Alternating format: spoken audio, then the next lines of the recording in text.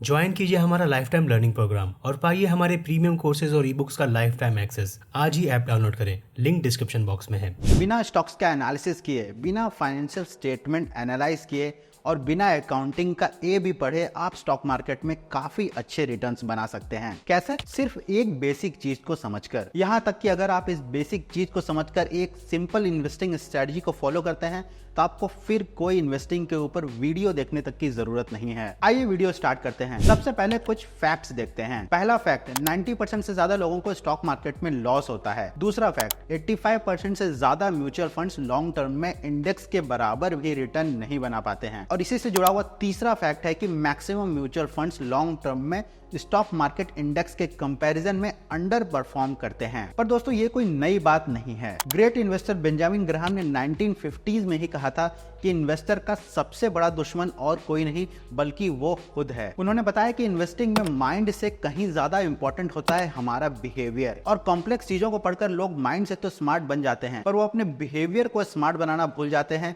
जिससे इंटेलिजेंस होते हुए भी उन्हें स्टॉक मार्केट में लॉस होता है। एक्चुअली में दोस्तों इन्वेस्टर्स को उनके गलत बिहेवियर से बचाने के लिए ही म्यूचुअल फंड्स की शुरुआत की गई थी, जिसकी बेसिक थ्योरी ये थी कि इसमें एक एक्सपर्ट फंड मैनेजर होगा जो हमारे लिए अच्छे स्टॉक्स को ढूंढेगा और आम लोगों की तरह गलतियां को नहीं करेगा। पर जैसा हमने देखा दोस्तों कि म्यूचुअल फंड की जो एक्चुअल परफॉर्मेंस की हिस्ट्री है वो कोई अलग ही कहानी कहती है। और जिस म्यूचुअल फंड की शुरुआत लोगों को अच्छे रिटर्न्स बनाकर देने के लिए हुई थी, उनमें से 85% म्यूचुअल फंड लॉन्ग टर्म में इंडेक्स के जितना भी रिटर्न नहीं बना पा रहे हैं। जबकि ये सोचने वाली बात है कि बहुत बड़े बड़े म्यूचुअल फंड्स में बहुत स्मार्ट फंड मैनेजर्स होते हैं। अच्छे यूनिवर्सिटी से उन्होंने फाइनेंस में पीएचडी तक किया होता है, नंबर्स में काफी स्मार्ट होते हैं, पर फिर भी ये सारे फंड मैनेजर्स स्टॉक मार्केट में अंडर परफॉर्म कर रहे हैं। और ये बात सिर्फ इंडिया की नहीं है, चाहे वो यूएस हो या यूके हो, वहां भी म्यूचुअल फंड का परफॉर्मेंस कुछ इस तरह का ही है। अब स्टोरी में दोस्तों लाते हैं ट्विस्ट और चलते हैं हिस्ट्री की तरफ। दोस्तों आज से लाखों साल पहले ह्यूमैनिटी जंगलों में रहती थी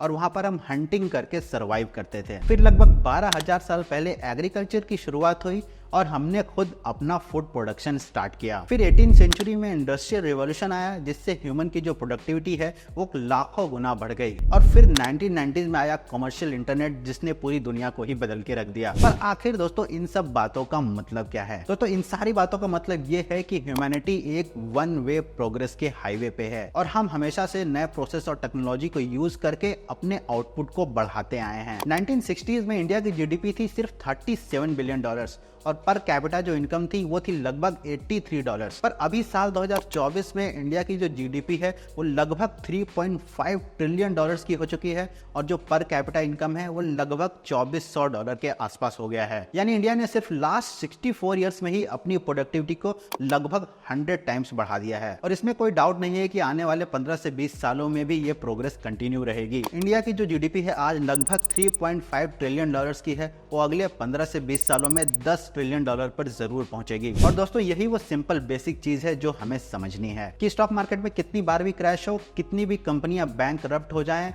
कितनी भी इंडस्ट्रियों में स्लो डाउन आता रहे, ह्यूमन प्रोडक्टिविटी बढ़ती रहेगी, जिसके साथ इकोनॉमी भी प्रोग्रेस करती रहेगी। तो दोस्तों अब हमें दो चीजें या कहें दो फैक्ट्स हमें अच्छे से पता है। पहला ये कि 85% म्यूचुअल फंड्स इंडेक्स के बराबर भी रिटर्न नहीं बना पाते हैं और लॉन्ग टर्म में अंडर परफॉर्म करते हैं। और दूसरा ये कि इंडिया की जो जीडीपी है, जो इकोनॉमी है, वो अगले 10 से 15 सालों में गारंटी से ग्रो करने वाली है। फिर क्यों ना दोस्तों हम एक एक स्टॉक्स में इन्वेस्ट करने के बजाय, अंडर परफॉर्म करने वाले म्यूचुअल फंड्स में इन्वेस्ट करने के बजाय सीधे इंडियन इकोनॉमी में इन्वेस्ट करें, जो गारंटी से अगले 10 से 15 सालों में ग्रो करने वाली है। लॉजिकल है ना यह बात?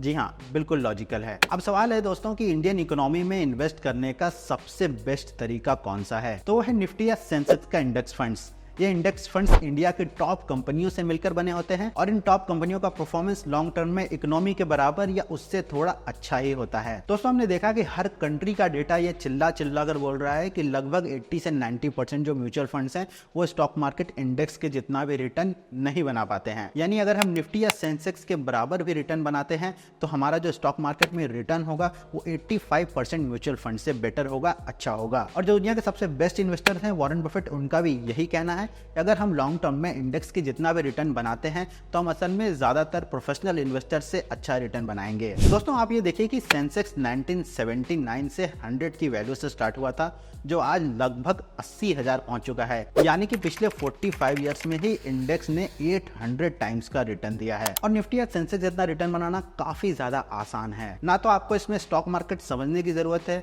ना तो आपको हर साल अच्छे म्यूचुअल फंड्स ढूंढना है, और ना आपको इन्वेस्टिंग के ऊपर कोई और वीडियोस देखनी है। आपको सिर्फ एक बार सबसे लो कॉस्ट वाले निफ्टी या सेंसेक्स इंडेक्स फंड में एसआईपी स्टार्ट करनी है, फिर आपको बिना कोई स्मार्टनेस दिखाए एकदम डिसिप्लिन से इन्वेस्टमेंट करते जाना है। और दोस्तों अगर आप ऐसा करते हैं तो यकीन मानिए कुछ सालों के बाद आप खुद अपने इस डिसीजन पे प्राउड फील करेंगे। वीडियो को पूरा देखने के लिए थैंक यू सो मच दोस्तों, मिलते हैं नेक्स्ट वीडियो में, टेक केयर।